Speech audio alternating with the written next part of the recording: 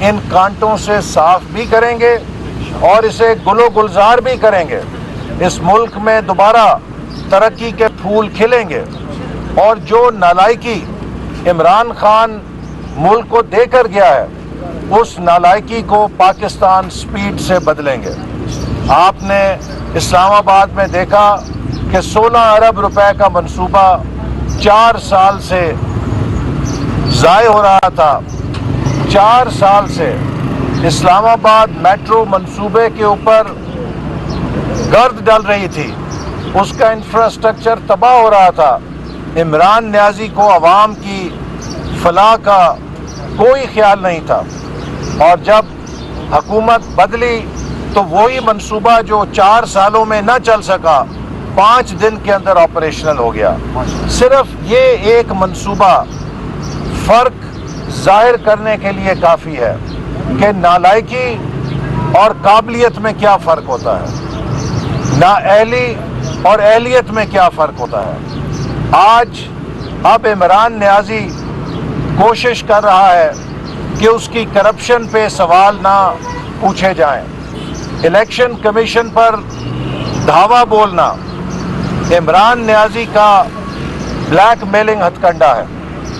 عمران نیازی Hitler کا شاگرد ہے اور ہٹلر کی سیاست کو پاکستان میں نافذ کرنا چاہتا ہے.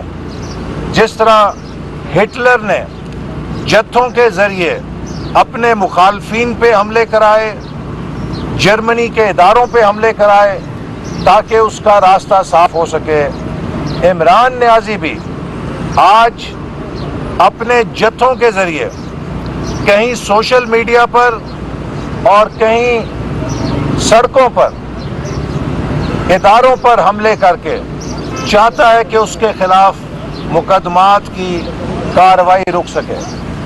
فورن فنڈنگ کیس میں کیوں منہ چھپاتے پھر رہے ہو؟ اگر عمران نیازی تمہارا ہاتھ صاف ہے تو فورن فنڈنگ کا حساب دو, رسیدیں دو. پچھلے 7 سالوں سے کبھی ہائی کورٹ کبھی سپریم کورٹ الیکشن کمیشن کو روکے ہیں. ہائی کورٹ نے لیا تو سپریم کورٹ جا کے جی ہائی کورٹ کو روکے ہیں. کیا شفافیت ہے؟ کدھر ہے مسٹر ایماندار؟ اگر عمران نیازی صاحب آپ کا دامن صاف ہے تو آؤ آ کے رسیدیں دکھاؤ اور صاف ہو جاؤ. لیکن 7 سالوں سے کروڑوں اربوں روپے جو بیرون ملک مقیم پاکستانیوں کا کھایا ہوا ہے اس پر عمران نیازی رازداری کے لیے, اس کی گرفت سے بچنے کے لیے مسلسل راہ فرار پر ہے. اور آج الیکشن کمیشن پر دھاوا بولنے کا بھی مقصد یہ ہے کہ الیکشن کمیشن کو بلیک میل کیا جا سکے. مجھے انشاءاللہ تعالی پوری امید ہے کہ ہمارے ادارے اس بلیک میلنگ کے نتیجے میں فیصلے نہیں دیں گے بلکہ آئین اور قانون کے روشنی میں فیصلے دیں گے. اسی طرح جو تحفے ہیں, فورن گفٹس ہے, توشہ خانہ کیس ہے, اس میں بھی عمران نیازی بھاگتا منہ چھپاتا پھر رہا ہے.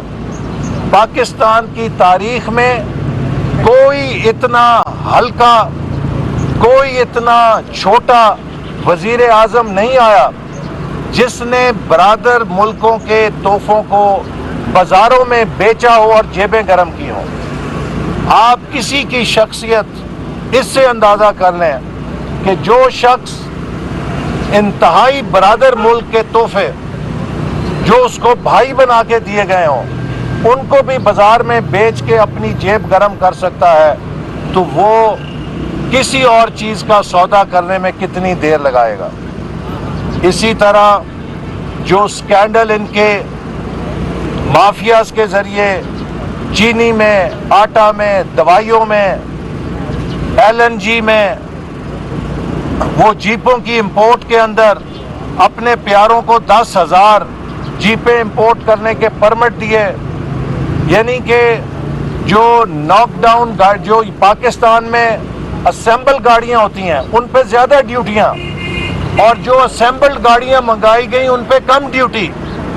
کروڑوں اربوں روپے کے اسی طرح کے گھپلے ان کے جو ہیں وہ سب منظر عام پر آئیں گے اور عمران نیازی صاحب کو کرپشن کے ایک روپے کا حساب دینا پڑے گا۔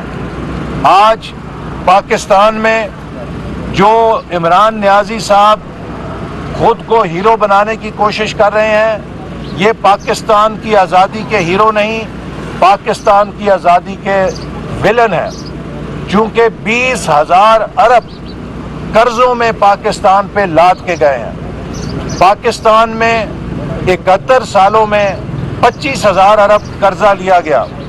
عمران نیازی کے 3.25 سالوں میں اس 25 ارب کے مقابلے میں 20,000 ارب قرضہ لیا گیا اور سارے کا سارا خساروں میں جھونک دیا گیا۔